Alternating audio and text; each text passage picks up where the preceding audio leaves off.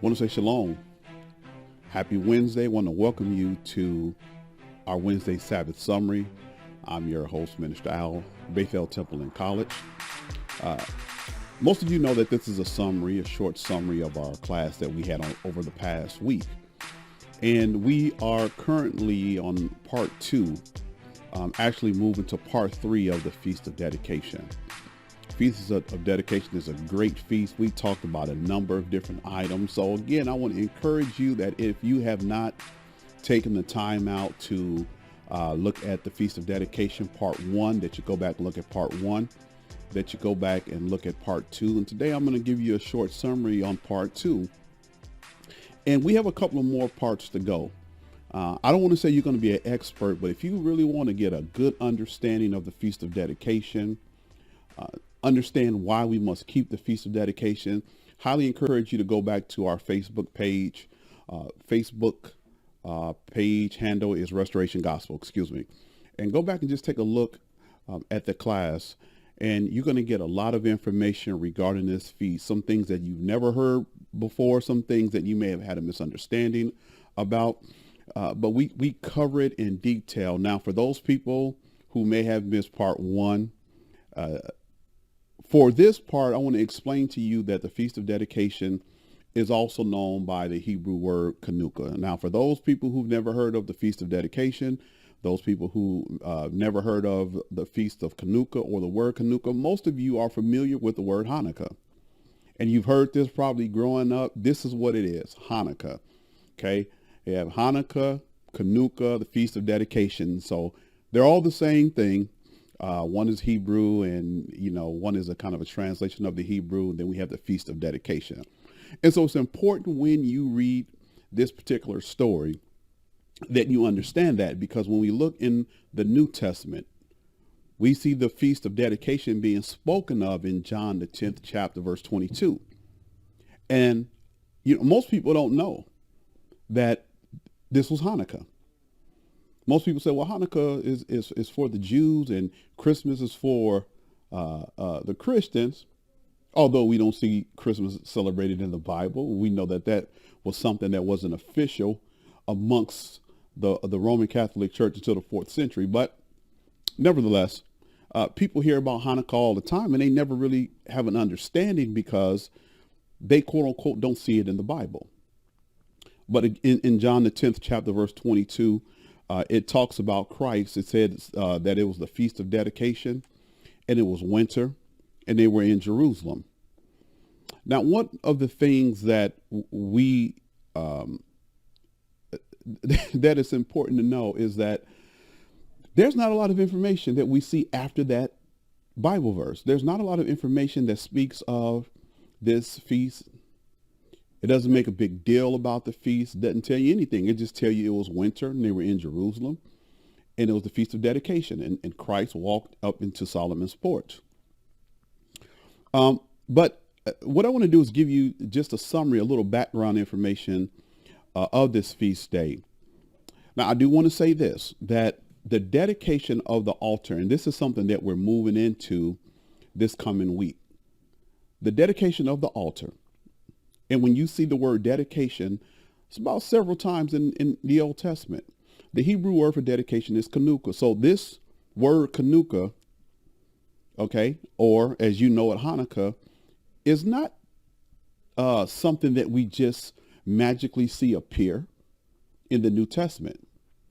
But this concept and this word exists not just in the Old Testament, but in the law of Moses.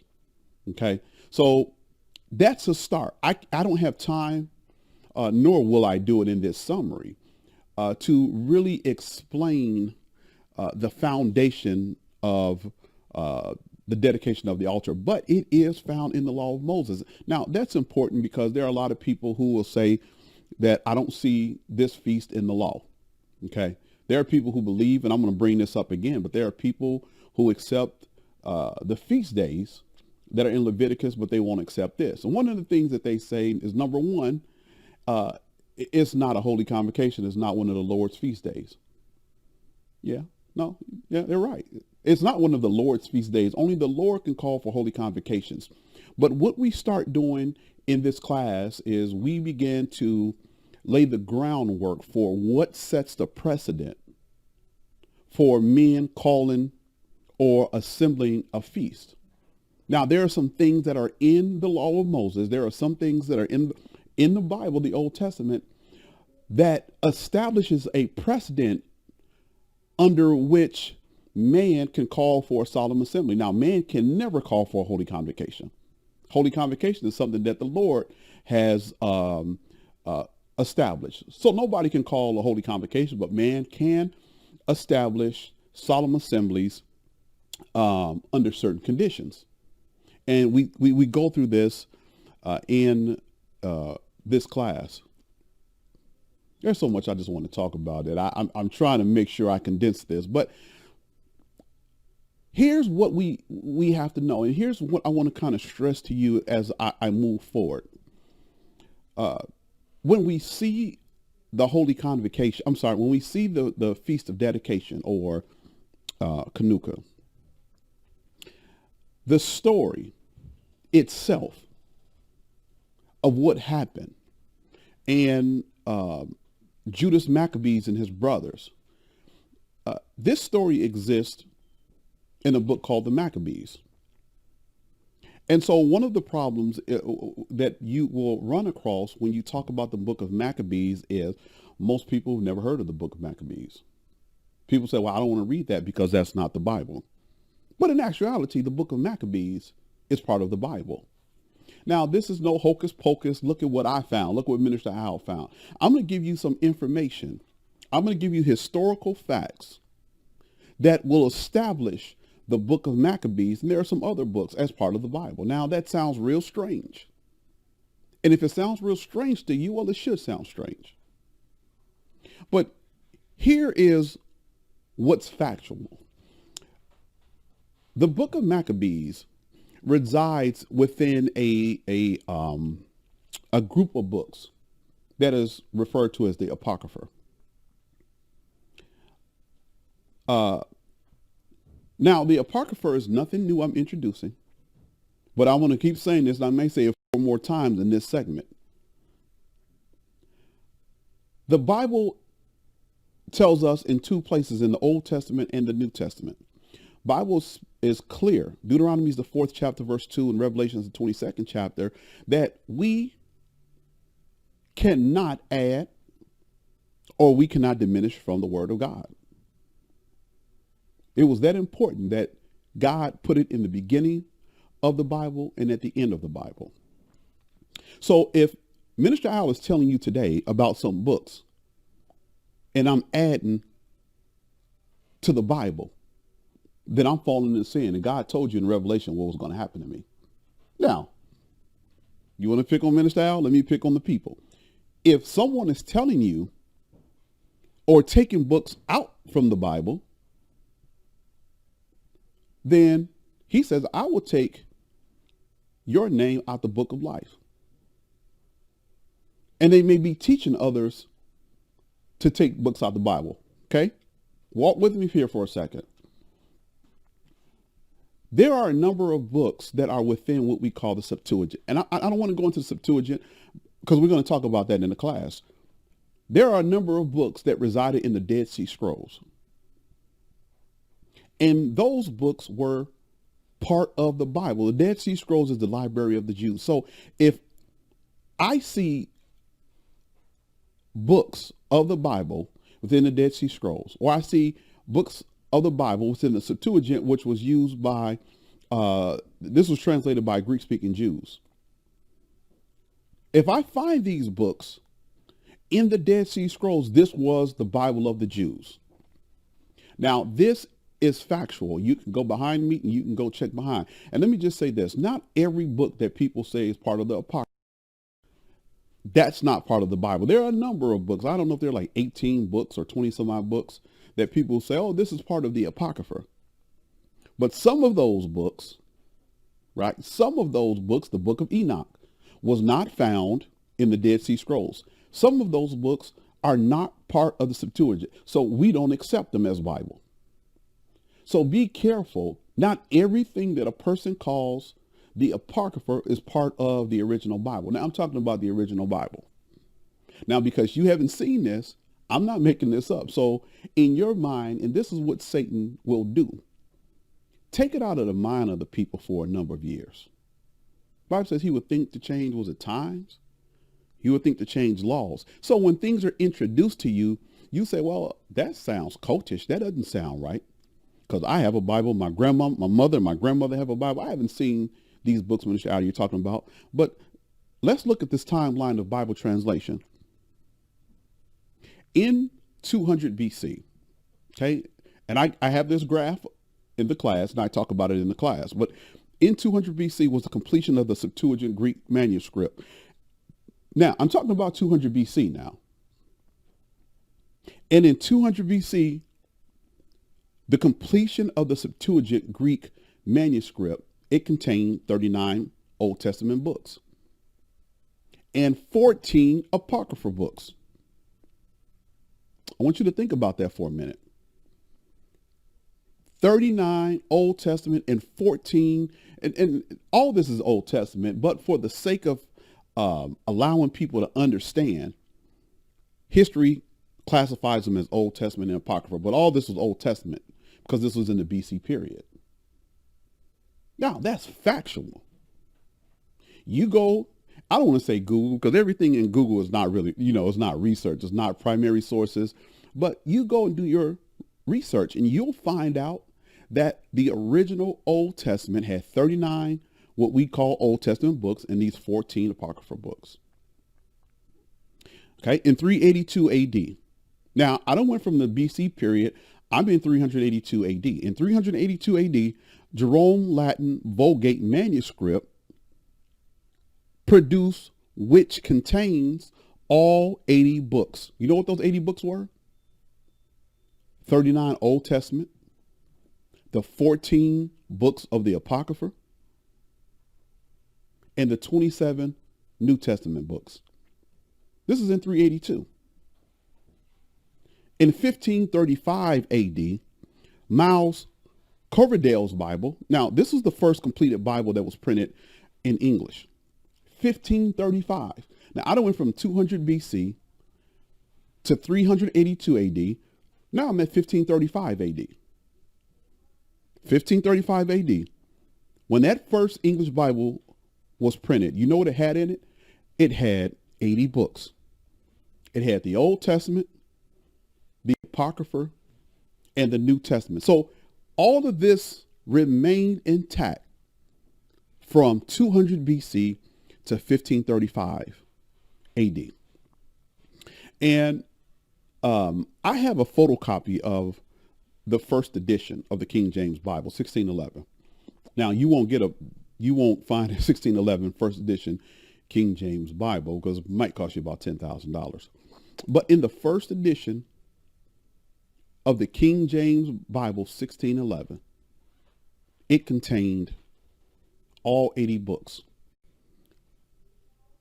And the Apocrypha, these 14 books now, and I don't want to go through why this happened, but these 14 books that are known as the Apocrypha was officially removed in 1885, leaving only 66 books. So most Bibles you have now has 66 books. My mother never was a Catholic. My mother has a big thick Bible, one of those, real huge Bibles that her mother gave her.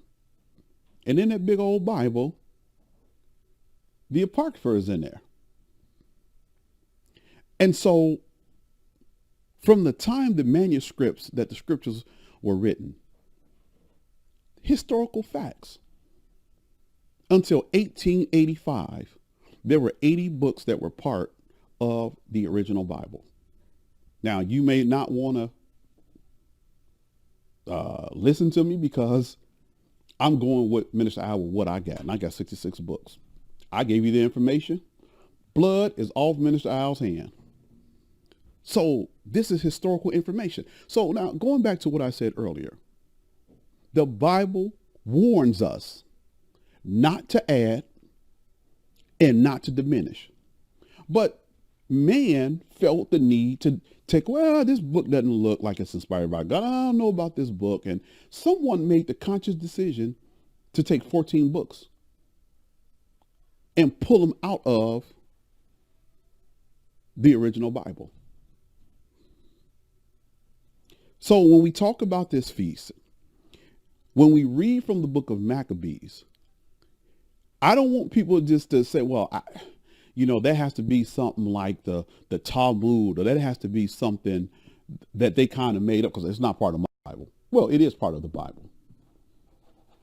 And it's extremely important that we understand what we do, what we worship, how we worship.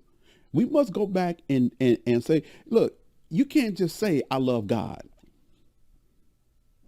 Because the Bible speaks in the New Testament of loving God and serving God in vain. People don't believe that that's a real concept. It is a real concept to be 100% quote unquote faithful, be all in, praising and worshiping. And he says, in vain do they worship me, teaching for doctrine the commandments of man.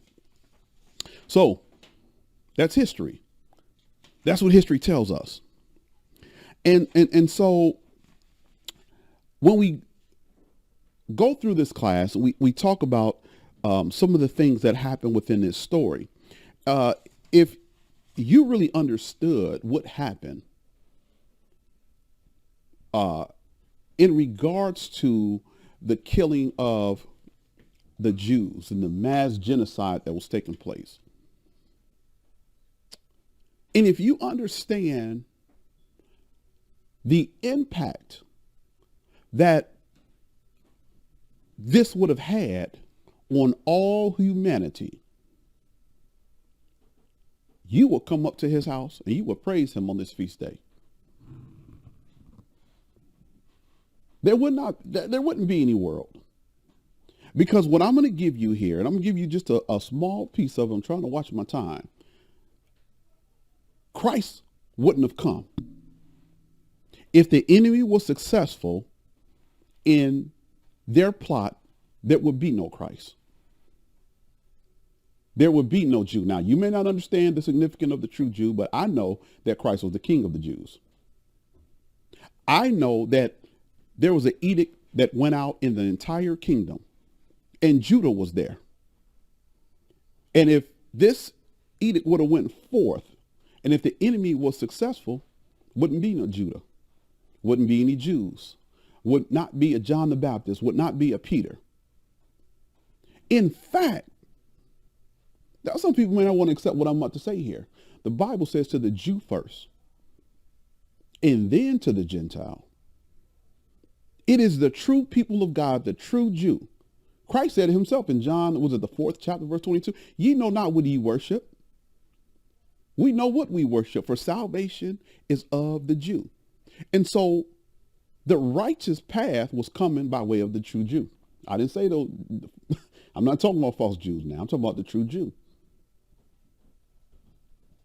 And so there would not be any world. There's no reason for God to continue with this world if his people were not in it. Now, in the book of Maccabees, I want to read a few Bible verses here. And you can go and you can download the book of Maccabees. All right? You can go and download it. And it's 2 books, 1st and 2nd Maccabees. But there's a couple of verses here. And this is coming from 1st Maccabees. And I don't have the actual Bible verse written down, but this is from 1st Maccabees. I believe this is the 1st chapter of 1st Maccabees. And I want to just start at verse 54 because I want to give you a visual. Like, if you don't understand anything about this story, when I read a couple of Bible verses, if you don't think that it was important or that it's still important today to acknowledge this feast that was ordained to be kept year after year, if you don't understand it and acknowledge there would not have been a Christ, a savior of the world, without these brave men who were, Judas was a priest, and a nation of people that fought to the death. I don't know. I don't know what more to say. But look at what verse 54 says. Verse 54 in the book of First Maccabees, first chapter, says, now on the 15th day of Kislev, in the 145th year, they erected a desolating sacrilege on the altar of burnt offerings. They also built altars in the surrounding towns of Judah and offered incense at the doors of the houses and in the streets. 56 is very important. The books of the law that they found, they tore to pieces and burned with fire. Anyone found possessing the book of the covenant or anyone who adhered to the law was condemned to death by decree of the king. Now, I'm going to go in a different lane because I know that there are a lot of people who already have an issue with the law of Moses. They don't understand the law of Moses. Now, whether you understand it or not, you understand this much. You understand that during the Old Testament era, that the children of Israel had to keep the law. Now, whether you accept it today or not, you understand that much. And when you did not keep the law, it separated you. The covenant was broken. So there's no covenant. There's no agreement. And I mean, we can attempt to justify and say, well, Minister Al, I mean, if they tore the books of the law up and the people couldn't read and the people didn't know how to keep the law 80 years or 200 years later, that's not their fault. Here's the thing about God. God doesn't change. And when he has made a covenant, we quoted Psalms the 89th chapter, verse 34. He says, my covenants will I not break nor alter the things that have gone out of my lips. So once he made a covenant, that was the covenant. So what do you think they had to do? By all means necessary, they had to protect the book of the law. That means they had to fight. Now, some of you would have ran, but I want you to understand what the enemy said. The enemy in the entire kingdom, I'm not talking about a county. You say, well, Minister Al, how come they just didn't run away and leave and go somewhere else and build another temple? Because they were destroying the temple. Now, we're going to go into the altar in class this week, but I just want to stick with this story here. There was nowhere to run. Wherever you went in the kingdom, you couldn't have the law. You couldn't keep the faith. You couldn't worship God in spirit and truth. If they found you doing it, we just read it, you were going to be put to death. So if you don't understand the law of Moses, you understand that much. You understand that in the Old Testament, they had to keep the law. But here's something that you do understand. And some of you may not have even thought about this. You don't know Christ. You can't understand Christ. Do you know that you wouldn't even know to look for Christ without the law? Without the Old Testament, now you could say, well, Minister, I accept. No, you wouldn't accept it by faith. You wouldn't accept it by faith. Tear the whole Old Testament up and start at the book of Matthew. I want you to think about it. You could tell Mr. Minister Al to fib, but I want you to think about this. You open up a book, and a book tells you that an angel came down and spoke to Joseph. And in that story, it says that this woman got pregnant, but she didn't get pregnant by her husband. She got pregnant by a spirit. Doesn't that sound crazy? You can't know Christ without the Old Testament. So if the book of the law was destroyed, all that history is gone. Understanding Christ is gone. It is impossible. Oh, you worshiping a man? A man was nailed to a cross, and then he died and went into the grave, and then went into the lower parts of the earth. Then he resurrected, and he went up, and he's sitting in heaven. Sound like sci-fi, right? But you have to know about the nature of Christ. And you don't know about the nature of Christ without the Old Testament, without the book of the law. How do I know? Because Christ is our perfect example. And what did our perfect example do? I'm glad you asked. Let's look in the book of Luke, the 24th chapter. And I'm going to read this from the easy to read version, but I want you to understand. Now, we can talk about the law of Moses. We can have that discussion. But here's what I want to point out. You would never accept Christ. You would never accept him, because Moses is the one who told you that another prophet shall come like unto me, and to him ye shall hearken. Moses told you to look for him. Daniel told you some things about him. The prophets wrote about him. And so you were able to measure when he was coming, what he was going to do.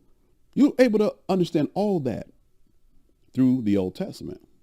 Now, we got the Old Testament. People still don't understand because that's a mystery. But nevertheless, look at what the book of Luke, the 24th chapter said. Oh, I got to hurry up. I don't think I'm going to be able to finish, you all. Luke, the 24th chapter. Look at Luke, the 24th chapter, verse 26 through 28 said.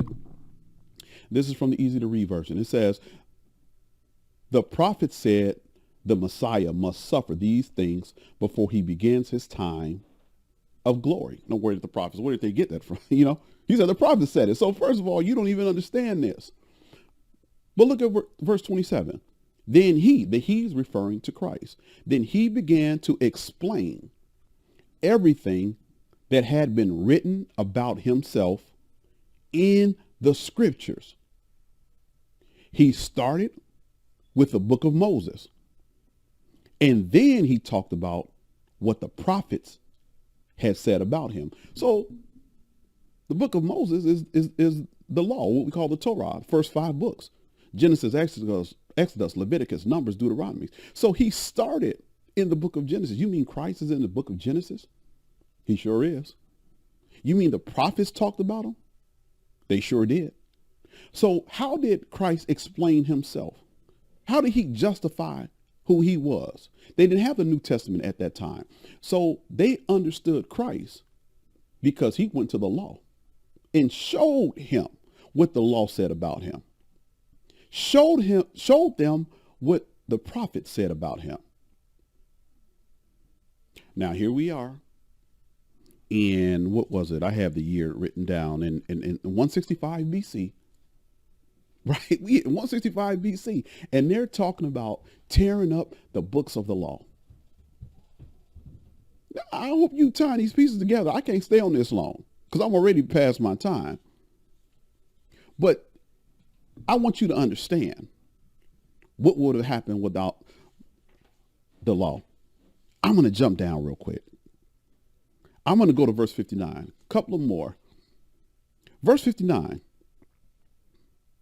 On the 25th day of the month, they offer sacrifice on the altar that was on top of the altar of burnt offerings. According to the decree, they put to death the women who had their children circumcised, and their families, and those who circumcised them, and they hung the infants from their mother's neck. Now, do you know that it is a commandment? It was a commandment for the firstborn to be circumcised. You know that was a commandment. Do you know that if you were not circumcised, the young man wasn't circumcised on the 8th day? Do you understand that you would have been cut off from the covenant? Do you understand that you would have been rejected for not doing that? Do you know that when you had the physical circumcision, it put you on the road to righteousness, but you had to do it on the 8th day? So the women were put to death. Now, I talk about this in the class. I want you to think about this. You're dead either way it go. And that is a tough position to be put in. If I circumcise my son, they're going to kill me, they're going to kill him, and they're going to kill my family. That's what we just read. If I don't circumcise, he dead. Spiritually. You're broken from the covenant. You say, well, God understand. Go back and read the story. They understood that you have no alternative. You have no reason for not doing it. And they understood that. So the lineage of Christ, do you know that Christ's lineage was there? Do you know that Apostle Paul's and Apostle John and Peter and Matthew, do you understand that their lineage was there? Their ancestors were spread out throughout the kingdom? So what if Christ's great grandfather didn't get circumcised? That's an unrighteous lineage. They had to be circumcised. They had to be circumcised so much that we read in the book of Luke, the 2nd chapter, verse 21. Look at what it said about Christ. In Luke, the 2nd chapter says, and when 8 days were completed for the circumcision of the child, his name was called, in English we say Jesus, the name given by the angel before he was conceived in the womb. So Christ had to be circumcised. You know, Christ couldn't have been circumcised if his father wasn't circumcised, if his grandfather was circumcised. He was a righteous branch. There was no unrighteousness in him. So there were things that had to be done. So think about this. If they weren't circumcised, no Christ. If God didn't step in and protect or allow them to overcome the enemy, there's no Christ, because his forefathers had to be circumcised. And if they were circumcised and they found out, they had watchmen, they had people watching, they had people coming around, they had people, they better not hear a baby screaming, they better not see any blood. They were killing everybody. So God had to give them the power to overcome. They were about to experience a spiritual death and a physical death. They said, we're going to fight. We're not going to die spiritually. There are some people, many people, said we're not dying spiritually. They're trying to make us eat unclean things. We're not eating it. If I die, I die. Because the righteous will never die. They profaned the temple. They profaned the Sabbath. Some people say, I'm still keeping the Sabbath. Many of them went into hiding. I'm not working on the Sabbath. I'm not doing certain things on the Sabbath, because the covenant had been made. And you will not lead me into unrighteousness and have me be judged because of your edict or your plans. So many of them died. And Christ, God had to step in, and he had to step in, and they fought. Some died, and they fought, and they fought, and they fought. And when you find out the importance of his temple, when you find out the importance of that altar, you better come join me this Saturday at 1 p.m. We're going to talk about that altar. We're going to talk about, it's unbelievable. But this is a great story. Oh, I got to. I'm 5 minutes over, but I have to do this. And this is going to be it. Give me 3-4 minutes. I have to do this. What I want to do is I want to lastly read the book of 2 Maccabees, the 10th chapter, verse 8. And in the book of Maccabees, it talks about this feast. It talks about the Judas and his brethren in the nation of Israel ordaining this feast. And we talk in this class about under what authority did they have to make this feast for the entire nation, and this feast to continue year after year. Let me read this real quick. 2 Maccabees, I believe, and I'm going to read chapter 4, verse 59, and I'm going to jump down Let me read this real quick. It says, moreover, Judas and his brethren, with the whole congregation of Yisrael, in English Israel, ordained that the days of the dedication of the altar should be kept in their season from year to year by the space of 8 days, from the 20th day of the month of Keslev, with mirth and gladness. That's First Maccabees 4:52-54. Then it says this in Second Maccabees. They ordained also by a common statute and decree that every year those days should be kept of the whole nation of Jews. Of the whole nation of Jews. Why is this important? Because, oh man, I don't have time. It's not the partial nation. So, now there are people, and I said this earlier, there are people who will say, well, this feast is optional because it's not in the book of Luke. They'll say, well, that was kept by the false Jews. Now, here's what's funny about that. The same people who believe in keeping all the feast days in the book of Luke, they accept and believe in the writings of the Apocrypha. And in this story, in the books that they believe in, it says that this feast was kept by the whole nation of Jews.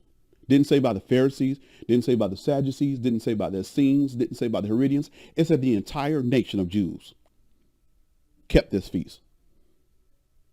Well, no wonder in the book of John, I see my Lord and Savior going up the steps of Solomon's temple, and it was the Feast of Dedication.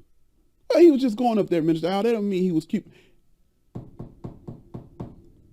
The Bible verse just told us that this was for the whole nation of Jews, the whole nation of Israel. So he wasn't going up there to play Uno. He was going up there to keep the feast, because we see here that the priests, Judas and his brethren, and the entire nation ordained this feast, and they had the ability and they had the right to do so under the precedent that is already set in the Old Testament. Christ is our perfect example. He went up to the feast.